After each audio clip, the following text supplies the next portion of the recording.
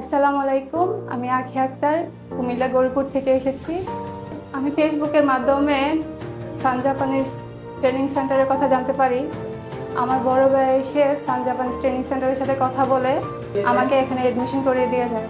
তারপরে এখানে আমি দীর্ঘ 6 মাস ক্লাস করি। নাট এবং জিএলপিটিতে অংশগ্রহণ করে আলহামদুলিল্লাহ দুটির মধ্যে উত্তীর্ণ হয়েছি। আমি 2024 অক্টোবরে কোবে ইমিগ্রেশনে অ্যাপ্লিকেশন করি। আলহামদুলিল্লাহ গত 23 আগস্টে আমি আমার কাঙ্ক্ষিত সিইউটি হাতে পেয়েছি। আমার এই সিইউ পাওয়ার জন্য সবথেকে বেশি অবদান রেখেছেন সান জাপানিজ ট্রেনিং সেন্টার।